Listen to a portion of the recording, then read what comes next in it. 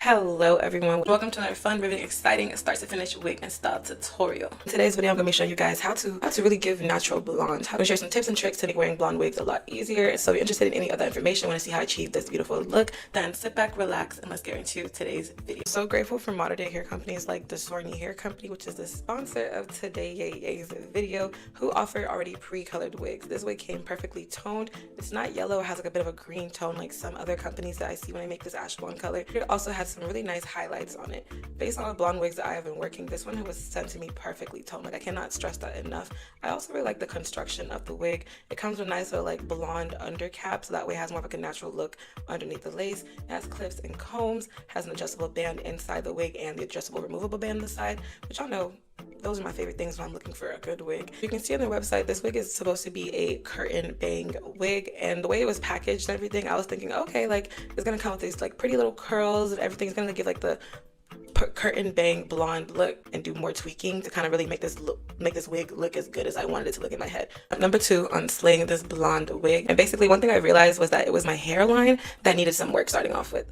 To address the hairline itself, I noticed that the wig was too flat compared to the wigs on my Pinterest board. They have the roots pushed upwards to give more of a coming out. Next, I did some light plucking, but not too much. Now let's get into the installation portion. While I'm giving the makeup a chance to dry, I'm going ahead and just prepping my hair for the wig, and it's very simple. Just make sure all your little dark hairs are pushed out of the way. I don't want any blonde hairs, any dark hairs poking out and ruining the vibe of the look. So I just have my hair slicked back and tied into a little ponytail, no wig cap or nothing. Y'all know how I do.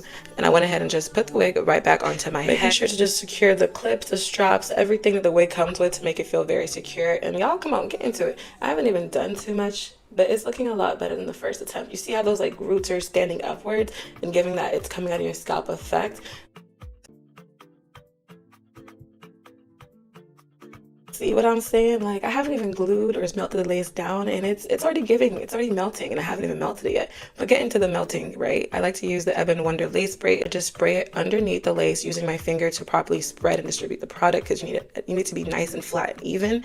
And then I use my blow dryer on a warm setting with a rat tail comb to help push and press that lace in. Like, I don't want any lace showing. When I'm drying the hair, I like to also use this opportunity to help continue to push those roots upwards, because the hair gets a little tacky from the spray sometimes, and with the heat of the blow dryer I can manipulate the hair with my rat tail comb and just push everything upwards to really give that lifted root effect I'm going for. One of my favorite things about doing blonde wig installs is just how simple really it is once you get the hairline right, because you don't have to do any baby hairs as well with blonde wigs. I feel like doing baby hairs with a blonde wig is kind of redundant, because first of all, when you do it, something about the gel or whatever you use, the baby hairs just melt and disappear into your hairline. Whenever I do baby hairs, they're never noticeable, and even if they are, it becomes annoying whenever I have makeup on my face, because it'll pick up the makeup, it gets in the way.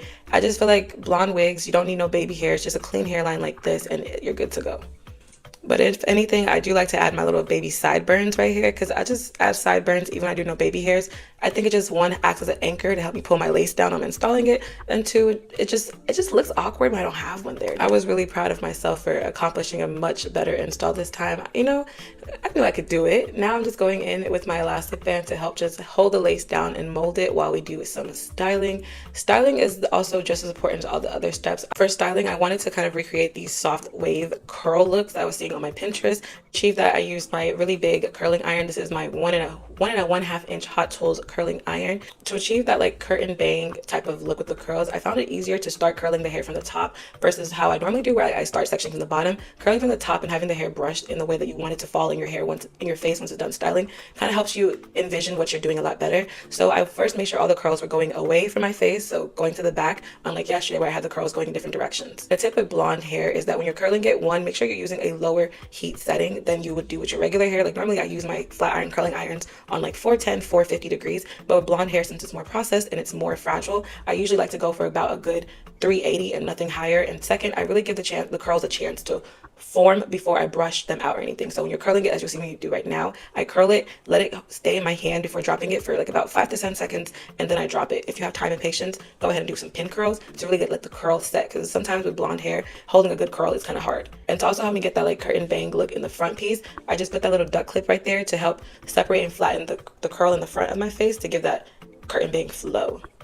I noticed too that blonde hair tends to frizz up a lot more than regular hair, especially when you're using hot tools. So it's important to, one, make sure you're using a heat protectant to protect the hair from getting really hot and frizzy. But also I like to use an anti-frizz serum, which I'll link down below. I use this before styling and sometimes also after styling to really help tame those flyaways and to give a more smooth finish to the hair. Once I finished curling the hair on both sides, I went in with a wide tooth comb, but not a brush. I found for this like look, you want to comb the hair out versus brushing it. So I use this wide tooth comb to just brush everything out. And now it's all about manipulating the curls, playing with it here and there to get it to be shaped the way it is. Like I feel like a lot of times the curls don't come out, which don't come out right at first. But you just got to keep combing, using your fingers to tweak and push the hair where you want it to be, and it will eventually form that shape that you're looking for. And to help me set the hair in the spot that I want it to be set, I go in with my Got2b hairspray and just spray the portions where I want to stay in that shape.